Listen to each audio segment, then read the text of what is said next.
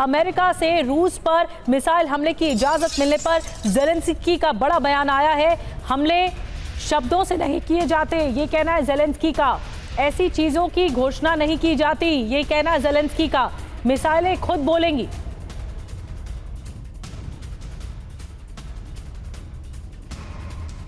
तो ऐसी चीजों की घोषणा नहीं की जाती, मिसाइलें खुद बोलती हैं। ज़ेलेंस्की की तरफ से एक बड़ी ललकार सामने आई है।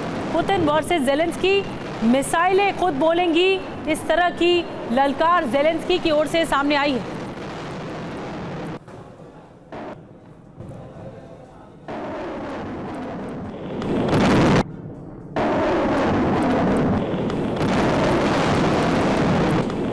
रूस पर मिसाइल अटैक की तैयारी आई है। आपको डिटेल में जानकारी देते हैं कि आखिर चल क्या रहा है ज़ेलेंस्की के दिमाग में। ज़ेलेंस्की ने क्या कुछ कहा है, देखिए आपको ये बताने जा रहे हैं। हमले शब्दों से नहीं किए जाते, हमले की घोषणा नहीं की जाती, मिसाइलें अपने आप बोलेंगी। बयान के मायने क्या है ये समझिए। हमले की इजाजत से यूक्रेन का हौसला हाई नजर आ रहा है। रूस पर मिसाइल अटैक बहुत जल्द मुमकिन है। अमेरिकी मिसाइल से रूस पर हमला भी मुमकिन है। अब पहला हमला रूस के कुर्स्क में पहला मिसाइल हमला मुमकिन है। कुर्स्क के कुछ हिस्सों पर पहले से यूक्रेन का कब्जा रहा है। बाइडेन ने दरअसल यूक्रेन को अमेरिका और पश्चिमी देशों के हथियारों से रूसी जमीन पर हमले की छूट दे दी है। इस घोषणा के साथ ही रूसी संसद ने परमाणु सिद्धांतों का हवाला देते हुए अमेरिका से सीधी जंग की अंतिम चेतावनी जारी कर दी है। यूक्रेन रूसी धरती पर मिसाइल हमलों की तैयारी में जुट गया है। देखिए कैसे बाइडेन का ये फैसला ग्लोबल एटमी सुनामी का कारण बन सकता है। यूक्रेन जिस अनुमति का इंतजार कई महीने से कर रहा था, उस पर अमेरिकी राष्ट्रपति जो बाइडेन की मुहर लग चुकी है।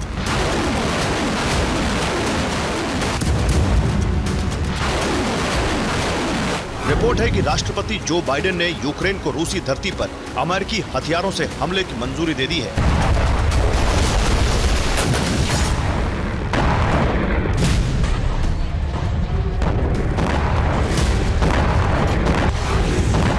यूक्रेन महीनों से कह रहा था कि अमेरिकी और पश्चिमी देशों की मिसाइलों का प्रतिबंधों के साथ इस्तेमाल करना ऐसा है जैसे एक हाथ पीठ पर बांधकर जंग लड़ना।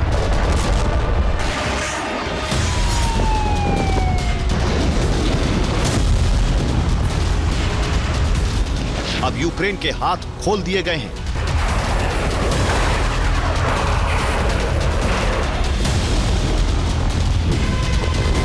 बाइडेन प्रशासन के इस फैसले के बाद यूक्रेन को अमेरिकी मिसाइलों से रूसी धरती पर हमला करने की छूट मिल गई है। यूक्रेन अमेरिका की ATACMS मिसाइल से रूसी एयरबेस, सैन्य बेस पर हमले करने के लिए आजाद है। इसके साथ ही फ्रांस के स्कैल्प और ब्रिटेन के स्टॉर्म शैडो क्रूज मिसाइल से भी रूसी धरती पर हमले किए जाएंगे।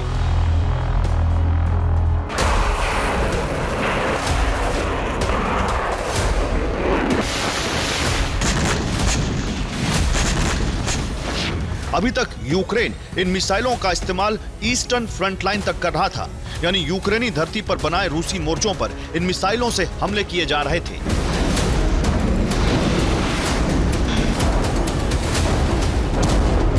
लेकिन अब ये मिसाइलें रूसी धरती पर बरसने को तैयार हैं और यूक्रेन ने रूस पर बड़े हमलों की तैयारी शुरू कर दी है।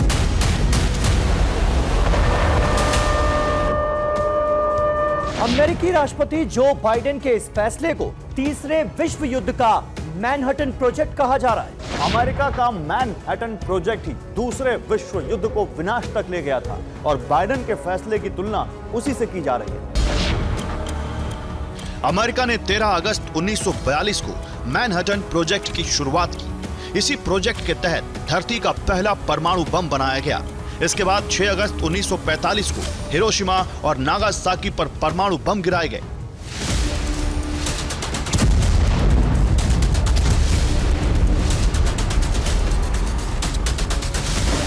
उस बम धमाके से दूसरा विश्व युद्ध खत्म हो गया, लेकिन बाइडेन के फैसले से उल्टा होने की आशंका है।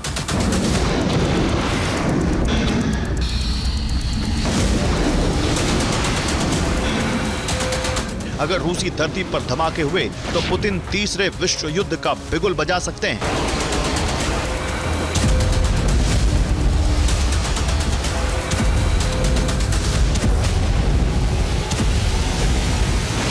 यूक्रेन फिलहाल 3 लॉन्ग रेंज मिसाइलों का इस्तेमाल कर रहा है।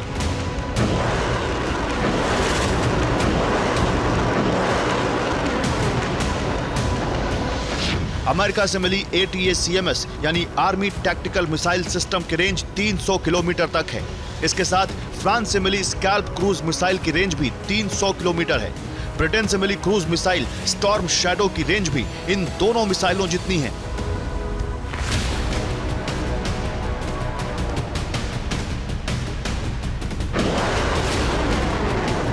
इन मिसाइलों से रूसी धरती पर हमले की अनुमति मिलने का मतलब है पश्चिमी रूस में बड़ा विनाश।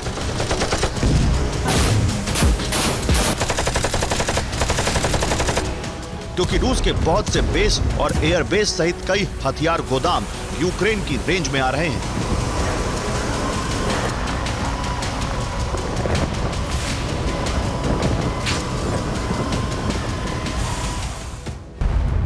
लेकिन यूक्रेन के इन हमलों को सबसे बड़ा खतरा माना जा रहा है, क्योंकि रूस इसे अपनी संप्रभुता और राष्ट्र के अस्तित्व पर खतरा मानता है।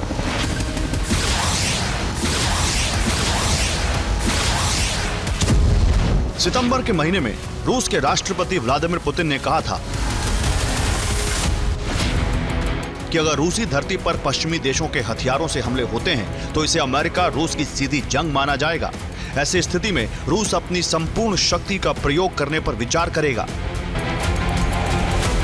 17 नवंबर को बाइडेन का फैसला आने के साथ ही रूस ने इस प्रतिबद्धता को दोहराया है। रूस के उच्च सदन के उप प्रमुख ने कहा है कि अमेरिका के प्रतिबंध हटाने का मतलब तीसरे विश्व युद्ध की ओर बढ़ना है। रूस त्वरित हमले के लिए तैयार है।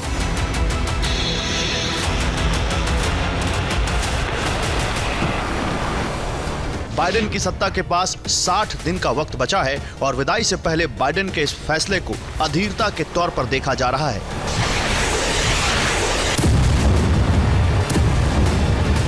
अमेरिकी राजनीतिक जगत में भी इसे खतरनाक फैसला कहा गया है। नवनिर्वाचित राष्ट्रपति डोनाल्ड ट्रंप के बेटे डोनाल्ड ट्रंप जूनियर ने कहा है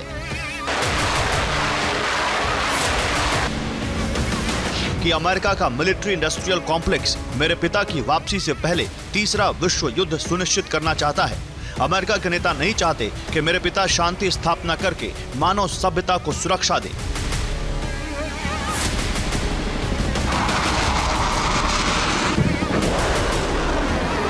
अगर रूसी जमीन पर पश्चिमी हथियारों से हमले शुरू हुए तो पलटवार तय माना जा रहा है।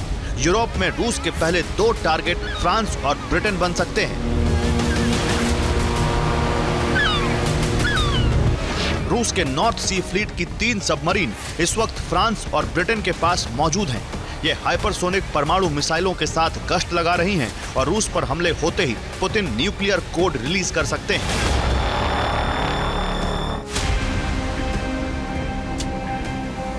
यही दोनों देश यूक्रेन को स्कैल्प और स्टॉर्म शैडो की सप्लाई कर रहे हैं। यूरोप के देश भी ये मानकर चल रहे हैं कि रूस के साथ सीधी जंग की आशंका जोर पकड़ती जा रही है। इसीलिए ब्रिटेन ने नई मिसाइल का टेस्ट किया है।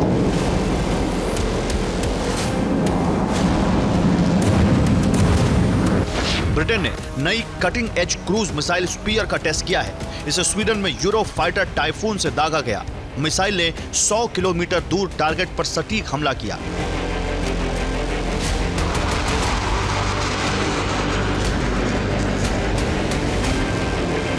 यूरोप के देश ट्रंप की वापसी से पहले पहले आत्मरक्षा की तैयारियों में जुट गए हैं। अब ट्रंप की वापसी से पहले बाइडेन भी लॉन्ग रेंज हमलों का फैसला ले चुके हैं। इसीलिए तीसरे विश्व युद्ध की आशंकाओं के बादल मंडराने लगे। Bureau report, TV9 Bharatvarsh. Ukraine के ओडेसा में भीषण अटैक हुआ है। रूस के ओडेसा पर बड़ी एयर स्ट्राइक हुई है। रूसी एयर स्ट्राइक में 10 लोगों की मौत हो गई है। हमले में 40 से ज्यादा लोग घायल हो गए। एक और बड़ी खबर मिल रही है। मिसाइल अटैक से थर्राया ओडेसा। रिहायशी इलाकों में कई बड़े अटैक हुए हैं। कई अपार्टमेंट्स पे रूस का मिसाइल अटैक हुआ है। तो तस्वीरें आपको दिखा रहे हैं। रिहायशी इलाकों पर यह अटैक हुआ है, जहां पर रेसिडेंशियल इलाके हैं। कई अपार्टमेंट्स पर रूस का मिसाइल अटैक हुआ है। एक और बड़ी खबर, ओडेसा में हाइपरसोनिक मिसाइल से अटैक हुआ है। जिरकॉन मिसाइल से ओडेसा पर हमला हुआ है। ओडेसा में रूसी अटैक से बड़ी तबाही मची है। कई ऊंची बिल्डिंगों पर मिसाइल अटैक किया गया। और इस बीच ओडेसा में अटैक का एक और नया वीडियो आया है। रशियन एयरफोर्स का घातक हमला सामने आया है और इसकी तस्वीरें भी आ चुकी हैं। ओडेसा में अटैक का ये एक और वीडियो है जो सामने आया है। रशियन एयरफोर्स का घातक हमला सामने आया है ओडेसा में।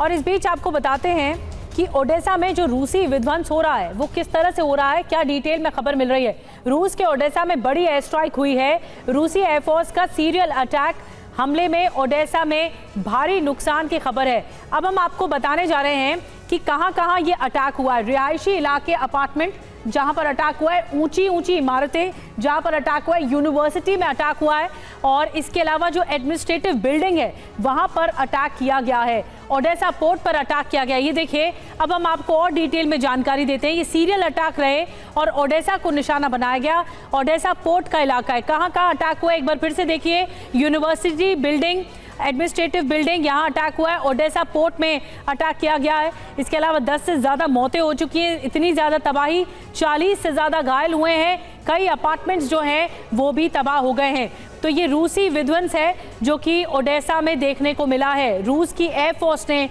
एक बड़ी स्ट्राइक की है। और इस बीच यूक्रेन को जर्मनी देगा 4000 ड्रोन। आपको बता दें, ये एक बड़ी खबर है। यूक्रेन को मिलेंगे 4000 AI ड्रोन। जर्मनी के रक्षा मंत्री बोरिस पिस्टोरियस का ये ऐलान सामने आया है।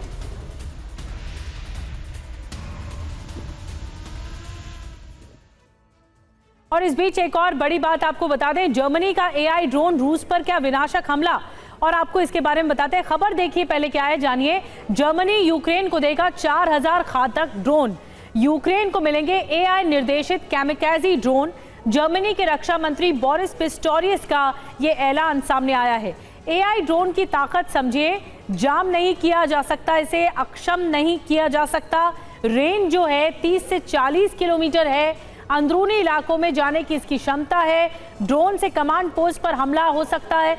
लॉजिस्टिक हब पर हमला मुमकिन है। तो मतलब क्या है? मतलब यह है कि यूक्रेन को नेटो देशों से हथियार मिलना जारी रहेगा। यूक्रेन रूस जंग खत्म होती नहीं दिखती है। रूस के हमलों की रफ्तार तेज होते जा रही है। रविवार को जंग में पहली बार एक साथ जिरकॉन और किंजल जैसी शक्तिशाली हाइपरसोनिक मिसाइल का इस्तेमाल हुआ। रूस ने यूक्रेन पर 2 चरणों में हमला किया। दोनों बार लगातार 1 घंटे तक ताबड़तोड़ प्रहार किया गया।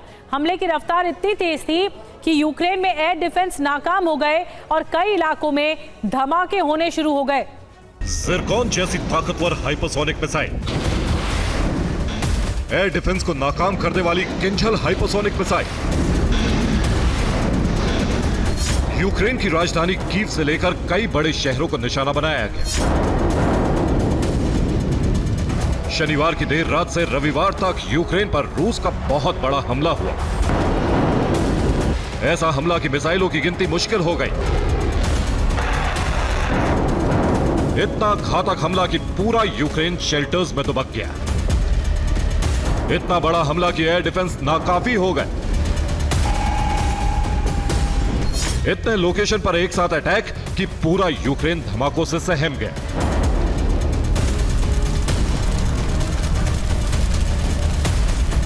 रूस ने एक बार फिर दिखा दिया है कि उसका नाम दुनिया के शक्तिशाली देशों में क्यों शुमार है।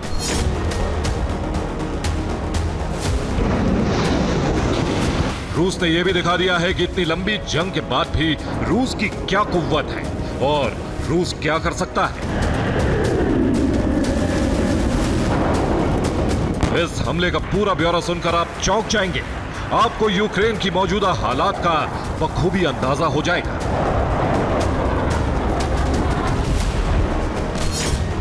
16 नवंबर की रात 12 बजे के बाद रूस ने यूक्रेन पर हमले की शुरुआत की। 60 मिनट में ताबड़तोड़ हमले किए गए। यूक्रेन पर 120 मिसाइलों से हमला किया गया। 90 आत्मघाती ड्रोन से भी प्रहार हुआ। यूक्रेन में 210 जगहों को टारगेट किया गया। रूस के निशाने पर तमाम ऐसी जगहें थी जहां से यूक्रेन में बिजली की सप्लाई होती है। बिजली सप्लाई के सब बिजली स्टेशन से लेकर छोटे छोटे पावर स्टेशन को भी टारगेट किया गया। यूक्रेन को सर्दियों से पहले ऐसे हमले की आशंका बहुत पहले से थी। पुतिन कई महीनों से ऑपरेशन विंटर की तैयारी में थे। रूस में मिसाइलों का जखीरा तैयार किया जा रहा था। काला सागर में भी कई मिसाइल कैरियर तैनात किए गए थे। रविवार की सुबह होने से पहले यूक्रेन ने रूस के कई शहरों को दहलाया। राहत और बचाव का काम शुरू किया गया था। पावर स्टेशन की तबाही के आंकड़े जुटाए जा रहे थे। तभी दोपहर बाद रूस से हमलों का दूसरा चरण शुरू हुआ।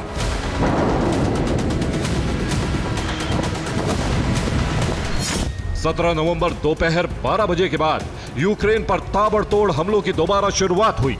रूस की तरफ से 102 मिसाइलों से हमला किया गया। रूस ने कुल 42 आत्मघाती ड्रोन से हमला किया।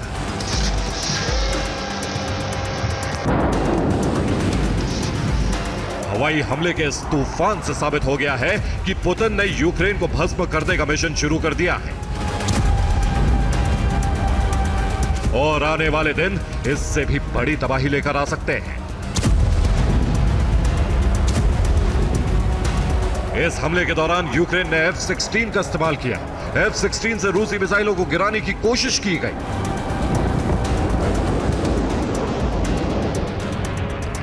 यूक्रेन खुद को बचाने में कितना कामयाब हुआ, ये जानने से पहले आपको दिखाते हैं कि रूस ने यूक्रेन को घुटनों पर लाने के लिए कितने बड़े और घातक हथियारों का इस्तेमाल किया।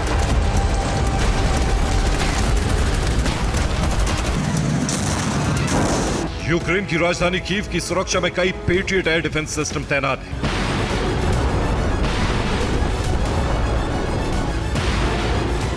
इसलिए रूस ने अपनी शक्तिशाली ज़िरकॉन मिसाइल का इस्तेमाल किया ताकि एयर डिफेंस नाकाम हो जाए और कीव में बड़ा धमाका हो सके।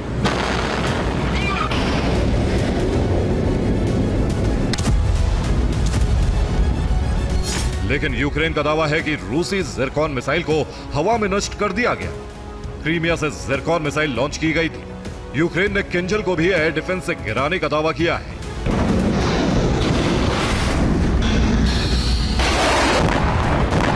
यूक्रेन में मौजूद एयर डिफेंस और F-16 फाइटर जेट रूसी हमले को नाकाम करने में जुटे थे।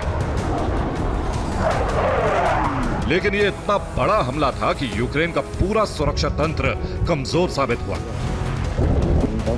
और कई जगहों पर धमाके हुए। ओडिशा में बिजली की सप्लाई रुक गई है। लोगों को गर्म पानी भी नहीं मिल पा रहा है। सूमी में 11 की मौत हुई और 89 लोग जख्मी हुए हैं।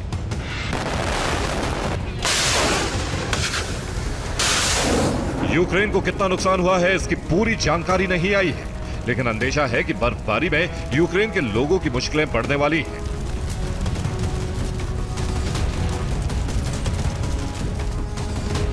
रूस ने कीव को निशाना बनाने की कोशिश की तो दूसरी तरफ यूक्रेन ने भी मॉस्को में हमले का प्रयास किया।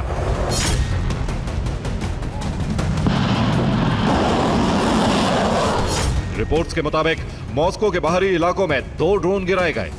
रूस के एक डिफेंस प्लांट पर ड्रोन का धमाका हुआ। रूस की फैक्ट्री में ड्रोन और मिसाइल का प्रोडक्शन होता था।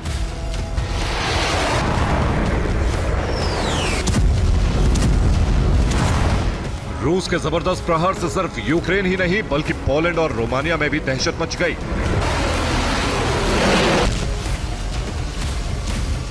रूस के हमले की शुरुआत के बाद पोलैंड में कई फाइटर जेट ने टेक ऑफ किया।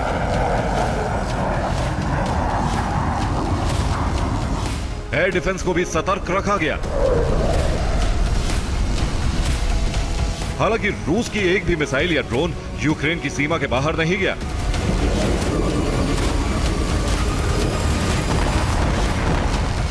पोलैंड और रोमानिया के फाइटर जेट ने सिर्फ अपने इलाके की सुरक्षा के लिए गश्त की और रूस की मिसाइलों को नष्ट करने में मदद नहीं दी गई। Bureau report, TV9 Bharatvarsh. Ukraine पर मिसाइल अटैक की इजाजत पर रूस के विदेश मंत्रालय का बड़ा बयान।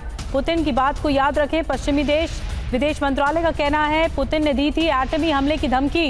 यूक्रेन अकेले रूस पर हमला नहीं कर सकता। विदेश मंत्रालय की तरफ से कहा गया, नेटो की मदद से ही हमले करेगा यूक्रेन। और पुतिन ने लॉन्ग रेंज हथियार को लेकर क्या क्या कहा था, पूरा बयान आपको बताते हैं। पुतिन की परमाणु धमकी टेंशन में पश्चिमी देश इस वक्त नजर आ रहे हैं। दरअसल यूक्रेन को लॉन्ग रेंज हथियार मिलने से पुतिन नाराज हैं। रूस की एटमी हथियार पॉलिसी में बदलाव हुआ है। रूस के अंदर हमला तो न्यूक्लियर हमले मुमकिन है। मिसाइल हमले का जवाब परमाणु हमले से मिलेगा, ये कहा जा रहा है। परमाणु संपन्न देश के सहयोग से रूस पर पहला संयुक्त हमला माना जाएगा, भले ही हमला करने वाला गैर परमाणु संपन्न देश हो। रूस की रणनीति परमाणु हथियारों के अपग्रेडेशन पर फोकस है। एटमी हथियारों का उपयोग संप्रभुता की रक्षा का अंतिम उपाय है, ये दरअसल रूस की रणनीति में शामिल है। अब आपको बताते हैं, यूक्रेन के सैन्य गोदाम पर लगातार अटैक हो रहा है। एक और बड़ी खबर जो मिल रही है, सूमी में वेपन स्टोर में धमाका हुआ है। रूस के मिसाइल हमले में यूक्रेन के विस्फोटक तबाह हो गए।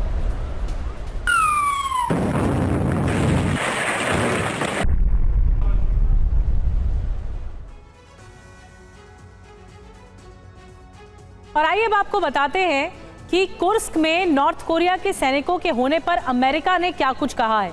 ये देखिए, डिटेल ये है। रूस यूक्रेन जंग क्या और भीषण होगी? अमेरिका की धमकी क्या सामने आई?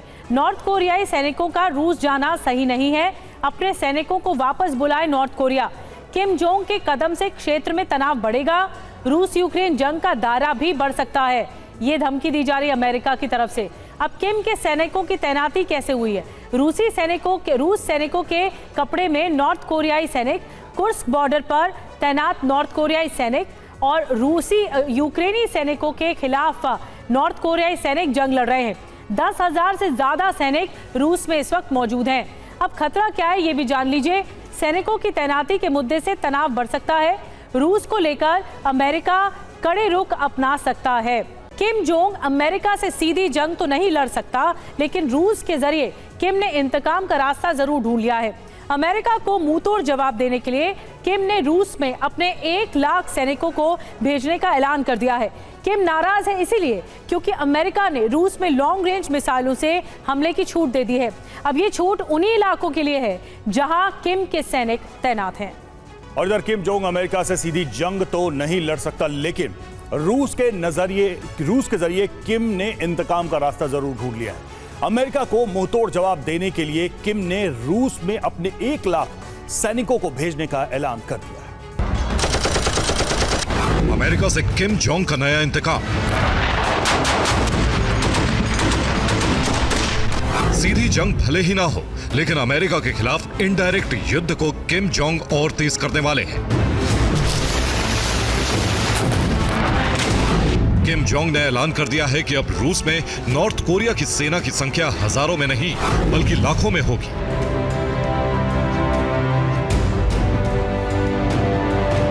किम के 1 लाख सैनिक रूस जाएंगे।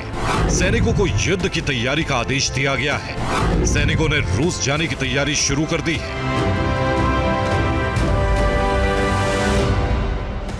किम न सिर्फ यूक्रेन में अपनी सेना को भेजने की तैयारी में है, बल्कि नॉर्थ कोरिया की सेना को एक बड़े युद्ध की तैयारी करने का भी आदेश दिया है।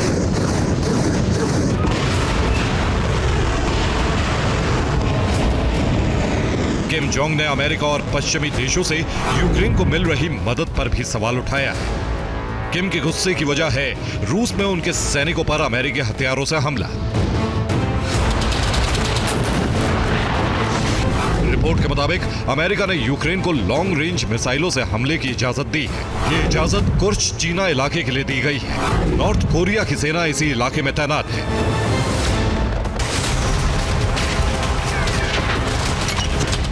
अमेरिकी मिसाइल से हमले के बाद नॉर्थ कोरिया के सैनिकों की मौत हो रही है, जिसके बाद ही किम ने रूस में 1 लाख सैनिकों को भेजने का फैसला लिया है। गुस्से की दूसरी वजह जापान, अमेरिका और दक्षिण कोरिया का सैन्य अभ्यास भी है। किम अमेरिका के इस कदम का बदला यूक्रेन से लेना चाहता है। नॉर्थ कोरिया से कुर्स्क की जंग में जीत के लिए मदद की खेप भेजी गई है। नॉर्थ कोरिया से रूस को 40 से अधिक मिसाइल लॉन्चर्स की सप्लाई की गई है। आर्टिलरी के लिए भी भारी गोला बारूद की सप्लाई की गई है। फिलहाल किम के सैनिक रूस की सीमा में रहकर जंग लड़ रहे हैं और कुर्स्क को मुक्त कराने की कोशिश कर रहे हैं।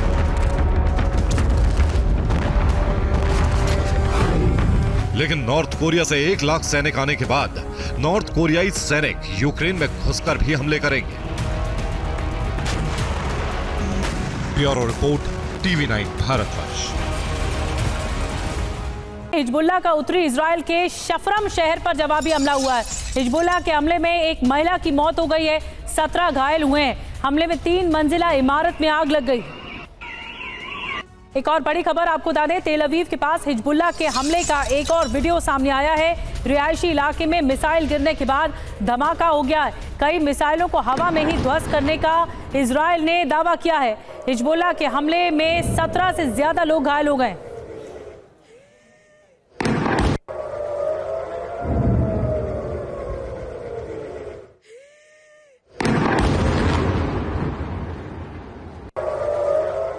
और लेबनान से एक और बड़ी खबर मिल रही है। लेबनान से इजराइल पर भीषण अटैक हुआ है।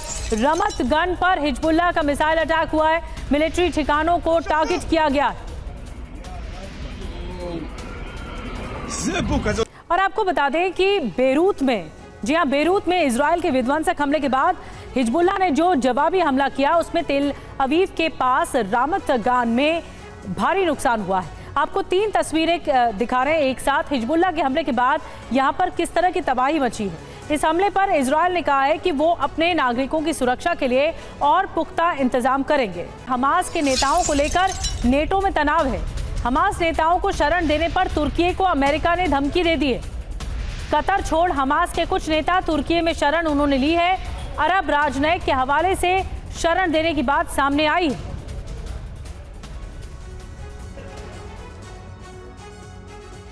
और आइए अब इस खबर को विस्तार से समझते हैं। अमेरिका ने दरअसल तुर्की को हमास नेताओं को लेकर सख्त संदेश दिया है। हमास नेताओं पर नेटो में तनाव है और तुर्की को अमेरिका ने चेतावनी दी है। आतंकी संगठनों को शरण नहीं देनी चाहिए, यह अमेरिका का कहना है। हमारे सहयोगियों को यह अच्छी तरह समझना होगा। हमास नेताओं को शरण देने की खबर से अमेरिका बहुत नाराज है। इजरायली मीडिया ने हमास नेताओं को शरण देने की खबर दी है। अरब राजनयिक के हवाले से इजरायल ने खबर दी है। अमेरिका ने तुर्की को हमास नेताओं से दूर रहने की हिदायत दी है। कतर में रहने वाले हमास नेता तुर्की आते जाते रहते हैं और अमेरिका के कई वांटेड हमास नेता तुर्की में छिपे हुए हैं।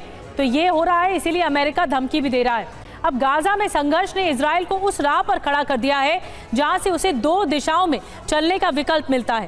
पहला, हमास और हिजबुल्लाह को इजराइल से टकराने का अंजाम बताकर वापस इजराइल तक सीमित हो जाए, और दूसरा, इस संघर्ष को विस्तार देकर यहूदी साम्राज्य की जमीनें वापस हासिल कर लें। और लगता है कि इजराइल ने दूसरा विकल्प चुन लिया है।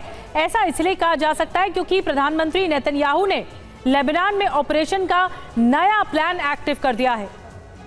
इजरायली सेना के उत्तर दिशा में बढ़ते कदम बता रहे हैं कि हिजबुल्लाह के खिलाफ सेंट्रल डिफेंस का एक्शन प्लान चेंज हो चुका है। पीएम नेतन्याहू अब हिजबुल्लाह के खतरे का हमेशा हमेशा के लिए अंत करने का फैसला कर चुके हैं।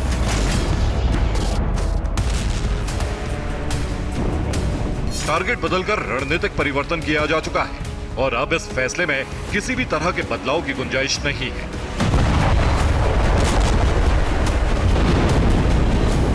तो क्या इजराइल ने लेबनान को पूरी तरह से तबाह करने की तैयारी कर ली? क्या इजरायली फोर्स बेरूत पर कब्जे की तैयारी में है, या फिर हिजबुल्लाह के खिलाफ संघर्ष का फायदा उठाकर इजराइल सीमा विस्तार को अंजाम देने जा रहा है? सवाल अहम है और इनके उठने का कारण उससे भी ज्यादा अहम है।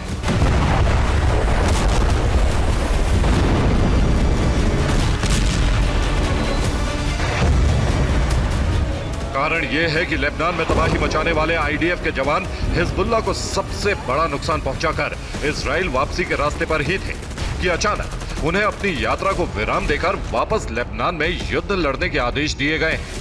यानी इजरायली फोर्स ने हिजबुल्लाह के चीफ हसन नसरल्लाह को मौत के घाट उतारने के बाद जिस शांति स्थापना की कल्पना की थी वो महज कल्पना थी। इसीलिए पीएम नेतन्याहू ने काल्पनिक शांति को स्थायी शांति में बदलने का प्लान एक्टिव कर दिया है लेकिन सवाल यह है कि इस प्लान को एक्टिव करने की जरूरत क्यों पड़ी।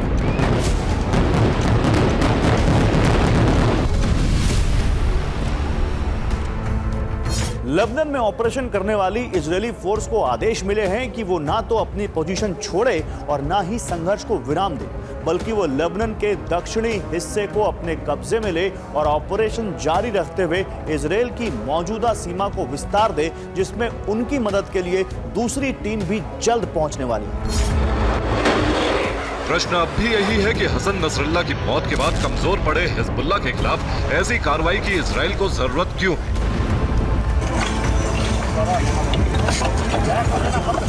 इस सवाल का जवाब है लेबनान के दक्षिणी हिस्से को इजरायल बनाने की तैयारी।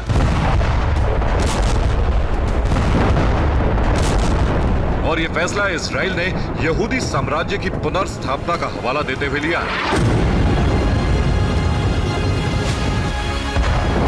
आखिर कहां दिखता है यहूदी साम्राज्य में लेबनान? क्यों लिया गया यह फैसला? इसे इजरायली थिंक टैंक्स के बताए इतिहास के आधार पर समझ लीजिए। इजरायल की वर्तमान सीमा ओटोमन साम्राज्य के पतन के बाद बनी है, जो कि कृत्रिम है, जबकि बेरूत तक यानी पूरा दक्षिणी लेबनान इजरायल का हिस्सा था, जिसका जिक्र जोशुआ की किताब में भी मिलता है, जिसमें सिदोन को इजरायल में बताया गया है। वहीं पेरिशिट रब्बा में भी सिदोन का जिक्र मिड्राश के नाम से है। यानी जमीन की जंग इजरायल के लिए अपने अस्तित्व की जंग है, और इस जंग में रणनीतिक परिवर्तन का उद्देश्य अपनी खोई हुई जमीन को फिर से हासिल करना है। इसलिए एक बार फिर इजरायली सेना एक्शन मोड में है। लेबनान का दक्षिणी हिस्सा हासिल करने के लिए ताबड़तोड़ हमले किए जा रहे हैं, जिसका सबूत है एक रात में खड़ा किया गया बारूदी तबाही का नया बवंडर। यह air strike Israeli defence force ने दक्षिणी बेरूत में की है। इस एयर स्ट्राइक में बेरूत की अहम इमारतें पूरी तरह से ध्वस्त कर दी गई हैं। इसके अलावा आईडीएफ के बारूदी एक्शन में उस घर को भी जमींदोज कर दिया गया है जो हिजबुल्लाह के ऑपरेशन का सेंटर माना जाता था। यह apartment Hezbollah chief Hasan Nasrallah का है।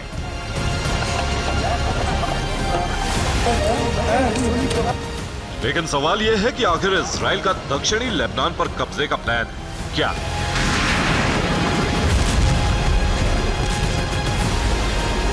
और हिजबुल्लाह के खिलाफ एक्शन प्लान में बदलाव के बाद आईडीएफ जिस गति से आगे बढ़ रही है, उससे एक बात तो साफ हो जाती है कि यह कार्रवाई सिर्फ हिजबुल्लाह के लड़ाकों पर नहीं हो रही है, बल्कि इस बारूदी एक्शन का मकसद उत्तर लेबनान पर कब्जा है। इसलिए आईडीएफ ने पहले नकौरा पर कार्रवाई की और इन ताबड़तोड़ हमलों में हिजबुल्लाह की फ्रंट लाइन को ध्वस्त कर दिया। इसके बाद हिजबुल्लाह की फ्रंट लाइन को ध्वस्त करते हुए आईडीएफ के जवान दायरे की तरफ बढ़े, जहां लगातार बमबारी जारी है। इसी तरह हिजबुल्लाह की कोस्ट एरिया लाइन से सप्लाई काटते हुए अस रफंद को भी आईडीएफ ने अपना निशाना बनाया। लेकिन आईडीएफ यहां भी नहीं थमी। कोस्ट एरिया लाइन के हम शहर सिदोन को भी बारूदी धमाकों से दहलाने में इजरायली जवानों ने कमी नहीं छोड़ी। और अब आईडीएफ की पहुंच बेरूत तक पहुंच गई है, जहां इजरायली हमले शुरू हो चुके हैं। और इन हमलों में हिजबुल्लाह को कितना नुकसान हुआ है, इसे आगे विस्तार से देखिए। हिजबुल्लाह का कितना नुकसान हुआ है, ये तस्वीरें उसकी गवाही देती हैं। इस टनल में जो गोला बारूद है वो हिजबुल्लाह के इजरायल के खिलाफ एक्शन की बुनियाद है। लेकिन इजरायली फोर्स ने हिजबुल्लाह के प्लान को ही तबाह कर दिया है। और इजरायल को धमकी देने वाली उस आवाज को भी इजरायली फोर्स ने हमेशा हमेशा के लिए खामोश कर दिया है, जो हिजबुल्लाह के लड़ाकों को प्रेरित करती थी और दुनिया को खौफ से भर देती थी।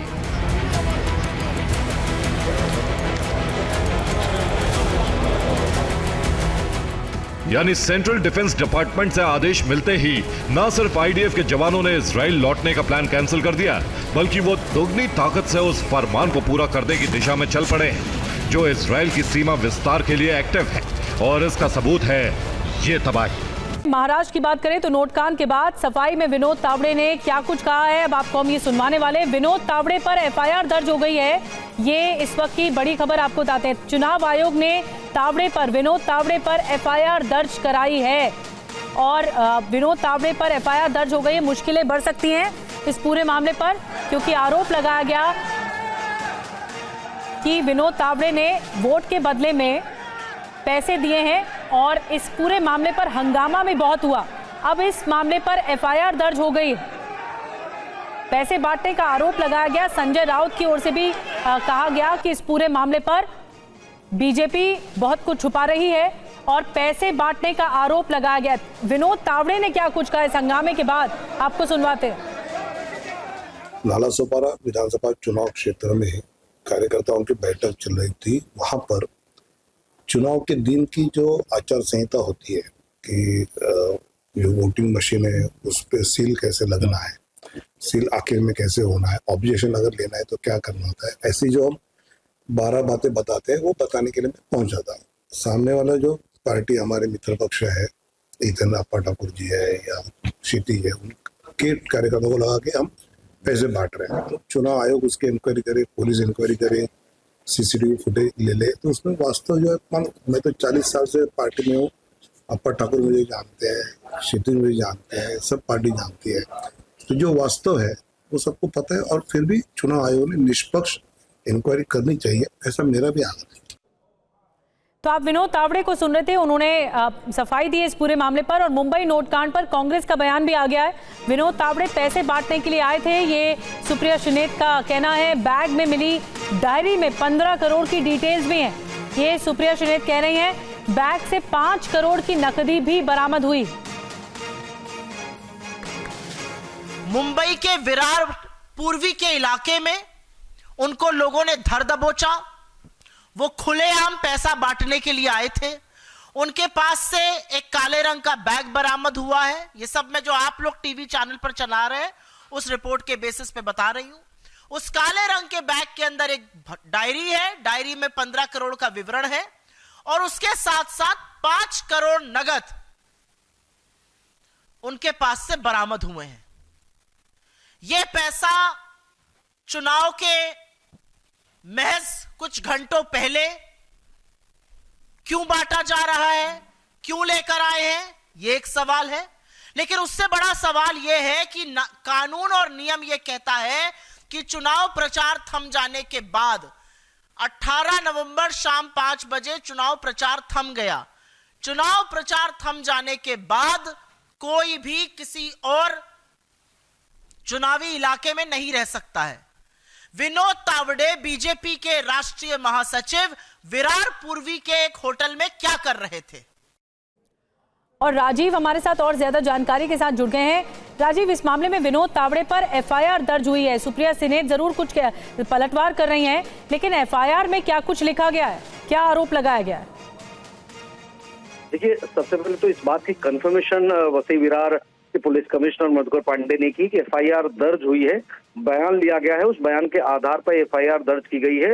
लेकिन उस एफआईआर में विनोद तावड़े और एक अन्य शख्स का नाम जरूर है, लेकिन पूरा विवरण अभी पुलिस की तरफ से नहीं आया है कि आखिर में ये जो एफआईआर है वो किस संदर्भ में ली गई है। क्या पैसे बांटने का जो आरोप था उसके तहत ली गई है, या फिर जिस तरह से चुनाव आयोग का एक नियम होता है कि कैंपेन खत्म होने के बाद में उस क्षेत्र में नेता रह नहीं सकते। खासतौर पर जैसे राजन नाईक का क्षेत्र था उम्मीदवारी का, तो राजन नाईक भी उसी क्षेत्र में मौजूद थे, वहां पर मौजूद थे। ऐसे में किस आधार पर एफआईआर हुई है उसकी डिटेल्स अभी सामने नहीं आई है, लेकिन एफआईआर होने की पुष्टि जरूर वसई विरार पुलिस कमिश्नर के द्वारा की गई है। जहां तक आरोपों की बात है, कांग्रेस हो, हितेन ठाकुर की पार्टी बहुजन का पगाड़ी हो, तमाम उनके जो कार्यकर्ता है, नेता ये एलिगेशन लगा रहे थे कि विनोद तावड़े जो है 5 करोड़ रुपए लेकर पहुंचे थे होटल विवांता में और वहां पर कार्यकर्ताओं को पैसे बांटे जा रहे थे, वोटिंग के लिए प्रभावित किया जा रहा था। जी राजीव, नजर बना के रखिए। तो राजीव, बड़ी बात बता रहे हैं, जनप्रतिनिधि कानून के तहत ये एफआईआर हुए, लेकिन अभी इसकी डिटेल्स निकलकर सामने आने बाकी है कि आरोप विनोद तावड़े पर क्या कुछ लगाए गए। बहुत बहुत शुक्रिया आपका राजीव। और एक और बड़ी खबर, 100 करोड़ की धोखाधड़ी केस में बड़ा अपडेट मिल रहा है। ईडी कर सकती है 100 करोड़ की धोखाधड़ी के मामले की जांच। जी हां, दिल्ली पुलिस ईडी को मामले की जानकारी देगी। साइबर धोखाधड़ी का ये केस, दिल्ली में चीन के नागरिक को गिरफ्तार किया गया इसी केस के तहत, जिसने 100 करोड़ की धोखाधड़ी की है। दिल्ली पुलिस ने जालसाजी के आरोप में एक चाइनीज नागरिक की गिरफ्तारी की है। इस पूरे मामले पर बात करने के लिए इस वक्त हमारे साथ मौजूद हैं शाहदरा के डीसीपी प्रशांत गौतम जी। सर, किस तरीके से ये गिरफ्तारी हुई और इसकी पहचान क्या हुई?